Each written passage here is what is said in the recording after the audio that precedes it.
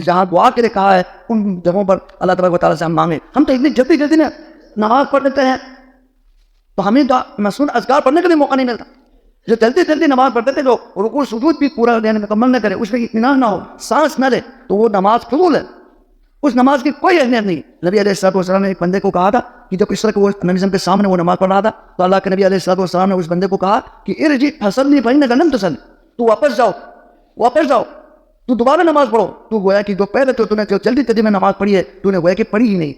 ہم تو اپنے سجدوں کو پورا نہیں کرتے, رکوع کو پورا نہیں کرتے, رکوع کے بعد تو نے کھڑا ہونا پورے جو نا وہ آزاد جو نا اپنی جگہ پر آنا چاہیے دوبارہ, اور اس میں جو نا اعتدال ہونے چاہیے, بالکل کھڑے ہو اور جو نا پیٹھ سیدھا ہو, اور اس میں جو نا سانس لے, اطمینان ہو.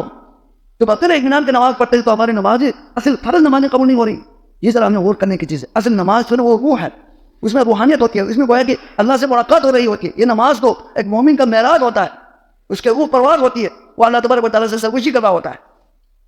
تو ہمیں جو ہے نمازوں کا بہت بڑا اہتمام کرنا چاہیے, اور نمازوں کے دوران کے اذکار کو ایک خشوع کے ساتھ ہمیں پڑھنا چاہیے. بلکہ میں تو یہ کہتا ہوں کہ ہر نمازی کے لیے نماز کے مسائل کا سیکھنا یہ ضروری ہے. نماز کے مسائل تو ہم جو نا روٹین کے مطابق رسم و رواج میں ہم نماز پڑھ رہے, یہ نماز قابل قبول نہیں ہے. بلکہ نماز ہم پر واجب ہے نا, تو نماز واجب ہے تو نماز کے بارے میں علم حاصل کرنا, نماز کس طرح سے ہوگی, نماز میں سنت کیا ہے, نماز میں واجبات کیا ہے, ارکان کیا ہے, نبی علیہ السلام نے کس طرح نماز پڑھی ہے. صحیح بخاری سے سیکھیں. صحیح بخاری جو ہے سب سے صحیح ترین کتاب ہے. اللہ کے نبی علیہ السلام کی اگر آپ جو ہے نماز دیکھنا چاہیں, زکوٰۃ دیکھنا چاہیں, روزہ دیکھنا چاہیں, تو آپ کسی فقہ کی طرف کتاب کی طرف آنے کی ضرورت نہیں ہے. ہر حدیث کے اوپر سند ہے, اور یہ ایسے اسانید کے ساتھ ہے کہ جس کے اوپر امت کا اجماع ہے کہ یہ سب سارے اسانید صحیح ہے, اور نبی علیہ السلام کے صحیح براہین مومن. کسی کو پتہ ہے صحیح بخاری کہتے ہیں, بخاری شریف تو ہم کہتے ہیں, اس کا ترجمہ لے اور اس میں کتاب الصلاۃ میں جائیں, اور نبی علیہ السلام نے کس طرح نماز پڑھی, آپ کے رکوع کس طرح تھا, سجدے کس طرح تھا, آپ کس طرح دعائیں کرتے تھے, آپ کے تعلیمات کیا ہیں نماز کے حوالے سے, کیسے وضو کرتے تھے, کیا اوقات کیا ہے, نماز کا اوقات کیا ہے, وہ تو ہمیں چاہیے کہ ہم سیکھیں. ہم پر یہ علم فرض ہے. ہر وہ علم جو ہمارے عبادت سے اس کا تعلق ہے, وہ عبادت ہم پر واجب ہے, اس کا علم بھی سیکھنا ہم پر فرض. یہ نہ کہیے علماء کے کام ہے, ہمیں درس دے رہا ہے بس وہ کافی ہے. نہیں, آپ نے نماز پڑھنی ہے نا, نماز آپ کی ہے نا. قبر میں آپ سے پوچھا جائے گا نا نماز کے بارے میں, تو پھر آپ کی نماز کی جو درستگی, اس کو درست کرنا یہ آپ کی ذمہ داری ہے.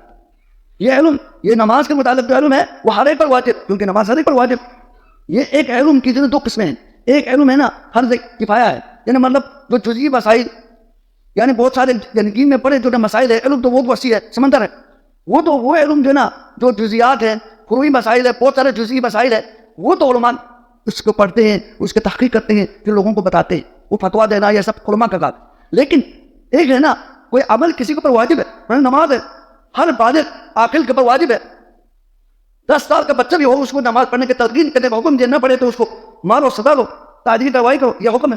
تو پھر نماز کے متعلق ہم ہر ایک پر واجب ہے نا, تو پھر اس کا علم بھی ہر ایک پر واجب ہے کہ نماز ہمارے کس طرح ہونی چاہیے. نماز نبوی ہونی چاہیے. یہ نماز نبوی پر پکڑے کتابیں ہیں, چھوٹی چھوٹی کتابیں صحیح احادیث کی روشنی میں نماز نبوی حل دے لیں اور اس کو پڑھیں.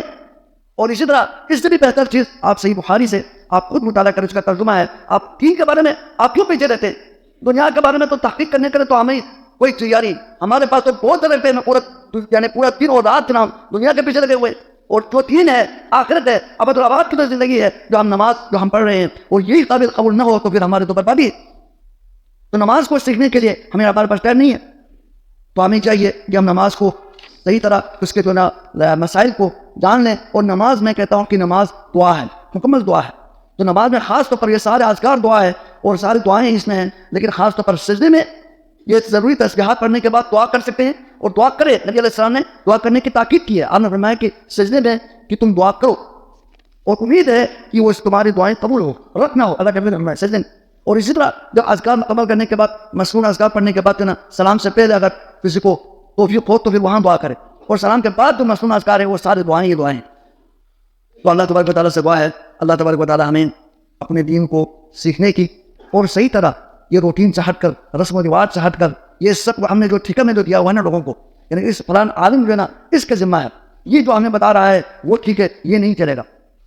آپ دنیا کے بارے میں کسی کو ٹھیکہ دیا ہوا ہے کہ میرے جو ہے روزانہ جو میں کماتا ہوں یہ فلان دے گا. دنیا کو تو آپ نے تو اس کے کچھ تو ساری جو ہے اپنی صلاحیتیں اس کے اوپر صرف کریں, اور آخرت کے بارے میں آپ نے کہا ہوا ہے یہ فلان مولوی جو کہہ رہا ہے, فلان قاری صاحب کہہ رہا ہے, وہی بات صحیح ہے. نہیں ہے, اس میں صحیح بھی ہے ضعیف بھی ہے, اس میں آپ کو تحقیق کرنی ہوگی. میں نے آپ کو طریقہ بتا دیا کہ سب سے پہلے کسی بھی عالم کے پاس جاؤ, آپ جاؤ اس کو کہو صحیح بکس, اتھینٹک بکس جس میں حوالہ ہے, سب اللہ کے نبی کے فرمان ہے, وہ کوئی بک بتائے تو سب کہیں گے, تمام اہل سنت و جماعت والے کہیں گے, تمام جو فرقے ہیں جو اہل سنت کے تعلق ہے وہ کہیں گے بخاری شریف. تو بخاری شریف میں ہم نماز کیوں نہیں دیکھتے؟ وہاں جاؤ ترجمہ اس کے موجود ہے, اردو میں ترجمہ موجود ہے, ادھر سے دیکھو, ادھر سے دعا کس طرح کرنی ہے وہ طریقہ سیکھو, تاکہ جو نا ہم کل قیامت کے دن ہمیں رسوائی اٹھانی نہ پڑے. اللہ